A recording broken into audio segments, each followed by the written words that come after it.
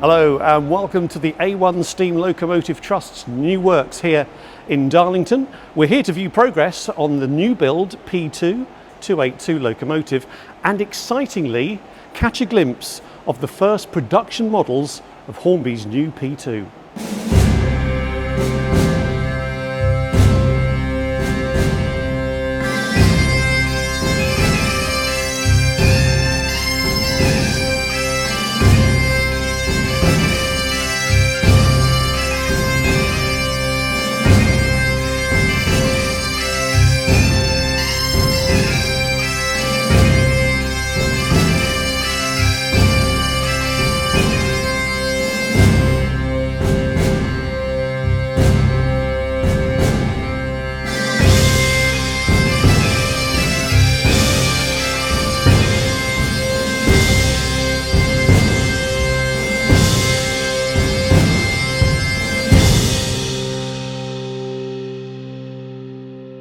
I'm Steve Davis, MBE. I'm the chairman of the A1 Steam Locomotive Trust, and we're here in the new Darlington Locomotive Works.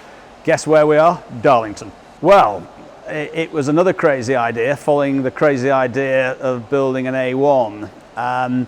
Not surprisingly, as the A1 was approaching a culminating point, ideas turned to whether or not this expertise that had been gathered and that had so well efficiently produce the A1, why not do something else? Now, in the spirit of why the A1 was built, because there were none left, the next idea was, well, there were no P2s left, and that is a supremely powerful locomotive.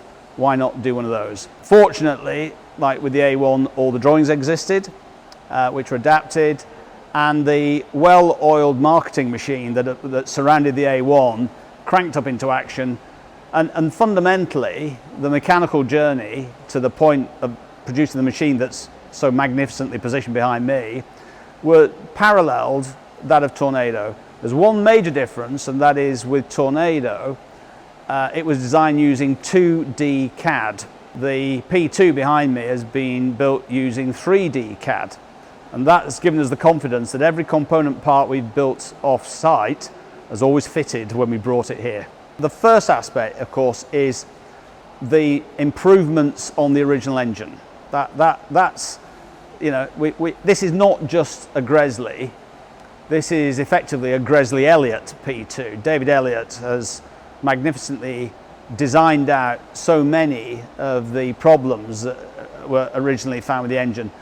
Fundamentally, the pony truck on the original had its foibles, let's say, and we have adapted the V2 pony truck, and that will give us satisfaction, and the regulators are content with that.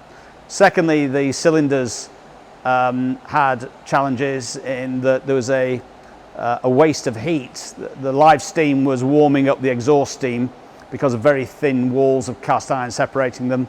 That's been completely redesigned.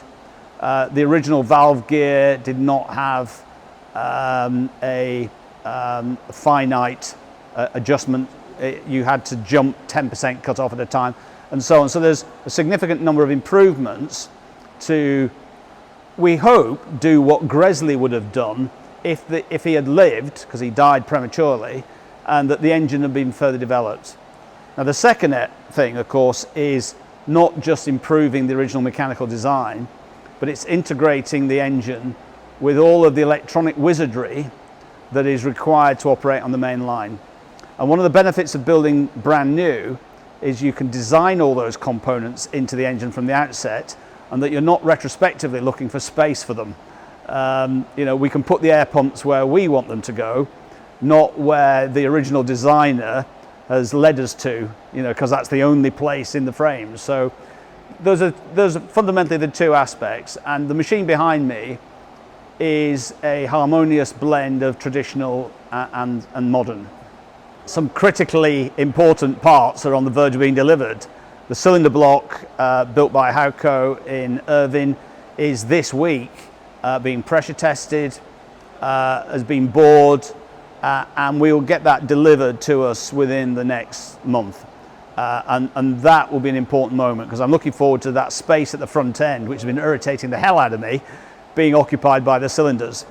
The tender frames are virtually finished, and they will be delivered soon, and you'll have seen around the workshop the tender body and also the wheel sets for the tender. So we're well on the way with that. Importantly, the steam generator, the boiler, which is being built in Germany, that too is pretty close to completion. So we're on the verge of a significant flurry of major components arriving here, and it will start to look like a whole engine. The one area where we have got a bit more development work to do is on the valve gear, which is unique in UK. It's Lentz valve gear, similar but not the same as Caprotti. The principles are similar but not identical, and the design work is ongoing. So we obviously draw on Lentz drawings from previous owners and occupiers of that system, but we've had to adapt them to the 21st century and to the needs of this locomotive. So it's coming together. I just need more money. Lovely coincidence that you're here when the safety valves were lifting for the first time in the last 18 months on Tornado's boiler. By definition, we have to choose our main effort at any one time, and the priority has been getting the A1 ready. So the manpower that ought to have been working on the P2 has been diverted. But as we get close to the A1 being completed, then I can move more people onto the P2. Well, we've been around for just over 30 years, and this sets us fair for at least the next 30 years. What this building represents is not just a workshop, it represents confidence of Darlington Borough Council in what we do, and an appreciation that we maintain standard gauge steam locomotive manufacturing in this town, which of course ended in the 60s, but we're delighted to be here. And the problem with our old home, the Stockton Darlington Carriage Works in Hopetown Lane, was it was outgrowing, our ambitions were outgrowing the space. It was cramped. We had an emotional attachment to it, but I think you'll agree that this space age facility is, I wouldn't say it was unique in railway heritage, but it's rare. And what I do like about this is there being an investment in the facilities for our people. Normally, the volunteers and the staff are an afterthought, but on this occasion, they've got decent mess facilities, showers, toilets, the whole 9 yards has been thrown at them, which is good. What it's not doing is a replica of our operation over the road. Over the road, we had no rail access, everything came in and out by road, and all we could do was build engines. We couldn't repair. With this facility, we're going to get a mainline connection, we're going to build a turntable, and we can overhaul as well as build locomotives. The range of services we can offer is expanded hugely. We'll be pretty central to the delivery of Stockton and Darlington 200, but all of a sudden Darlington becomes an attractive destination in its own right for mainline steam tours, because with a turntable in place, you don't have to then go off to Tees Yard or Tyne Yard to turn your engine 50 miles away. It can all be done here. And I think that will help to recoup some of the investment the council has made in this facility. Without the turntable, as I keep telling local MPs and politicians, the Rail Heritage Quarter concept is unfinished business. So I'm determined that turntable will be built. If you stand still, you actually go backwards. So we are planning our third locomotive. And in fact, at the bottom of the works down there are the tyres all ready for it and the chimney. We're going to be building a Gresley V4 262.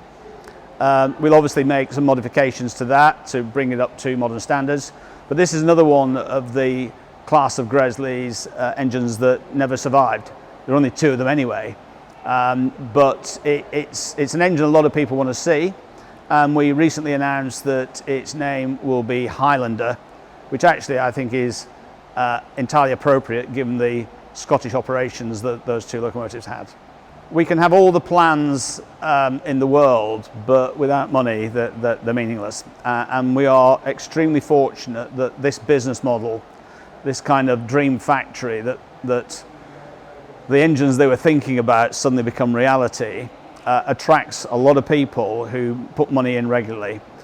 Success breeds success, and it's noticeable that as a new component arrives and we advertise that, money comes in. But this engine behind me is, use that horrible phrase, oven ready. We can spend your money as fast as it comes in. And the only thing holding us back is not technical, it's purely financial. So get your money coming to us, folks, and you'll see this machine banging away, churning 3,000 horsepower out, up shap and B-torque sooner than you think. Hello there, I'm Phil Morley. I'm Senior Product Designer at Hornby Hobbies. I started designing the P2 model probably not last year, it was a year before. Sort of middle of the year I started designing it. Well, the first thing we do is gather all the research that we can possibly get. Absolutely everything we can get, whether it be original drawings, site visits, information, talking to people, gathering information that way. Then to actually start doing the design element of it, I look at, start from the rails and work my way up. So I get the axle positions in first and then build up from there with the motor and how much room I've got to decide which motor. So there's a lot of stages to go through in the very beginnings of the design process. Well, I have to look at the fundamental changes that would take place between the different locomotives. So I'll pick one that I started off with the original shape of the P2, which is what we have here. Then I looked at the next version was cutting back the front and then putting separate smoke deflectors on. So it was using those areas to pull stuff back and forwards to be able to achieve it. I then had to consider chopping the whole front end off to put the streamlined version on the front. So it was the most prominent position to actually make that cut off along the boiler. So that, yeah, there's a lot of stuff to consider on how to do it and the best way to make it so it kind of retrofitted each version as we went along. Yeah, great new feature going into the P2, which we've been developing for a little while now, and it's a steam generator.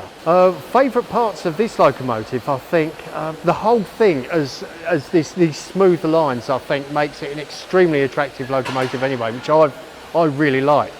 The smoke box door was of a particular interesting feature because it's an unusual shape for a start, and then it leans back also, which makes the hinge a completely different shape. And trying to achieve that run off the door into the hinge, I did a separate hinge as well, and using 3D CAD tried to achieve this sweeping kind of shape that it has. I think I did all right with it. I'm pleased with the outcome, so that's a good feature. Yeah, I think as an individual part of design, as well as I just love the overall shape of it, I think an individual piece of design was the smoke box door. It was an unusual shape, it leans back as well, so there's several things that are unusual, which make the hinge that attaches it to the smoke box itself became a completely different beast. So being able to achieve the sweeps and standing it off properly, I had to do it as a separate part, and I'm really pleased with the outcome of it. So it's quite a good part of it. It's a 5-pole motor. It's geared to the correct speed. You know, geared down 76.2, so that's how the gearbox is worked out. The chip that runs the steam generator has to actually be near it. It can't be in the tender, so it's a different way of working it. So that's all got to be in the front, which meant I had to take weight out of the front to achieve it, which unbalanced it. So then I had to take weight out the back and add weight to the front in a different place, and it became quite a challenge to get it to work. But that's basically what's inside. It's absolutely brilliant to come and actually see it being built. This is the first time I've seen it properly. But seeing the thing really, looking at the size of it, looking at the closeness of the wheels as well, because of the flanges on the wheels on any M standard would mean you got a clash on the wheels. So making the adjustments I had to make, it kind of proves why I did what I did. So it's really good, really useful. Absolutely you have to make compromises. I can give you a really quick example, a simple example. If you've got a piece of sheet steel on the foot plate, which might be eighth of an inch thick, you want to reduce that down 76.2 times, it's going to be sharp with a knife in it and you'll cut yourself. And also the plastic wouldn't be able to mould into it, it wouldn't be able to flow into there. So that's a classic example of a compromise. We would make the very edge of it maybe 0.25 or 0.3 and put a large angle draft on it to allow the material to flow into it. So these are compromises that have to be made, that are restrictions of materials and technologies available today. It's got to be this one now. Absolutely it's this one. It always was, to be honest, but yeah, definitely this one. I like the lines of it and everything. I think it just looks great. It's an unusual locomotive. There weren't many of them. It just looks great.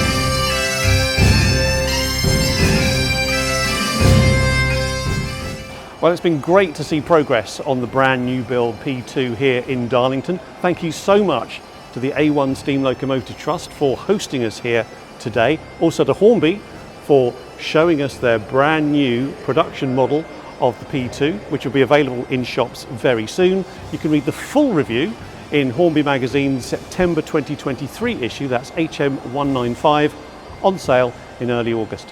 Thank you for watching, and bye for now.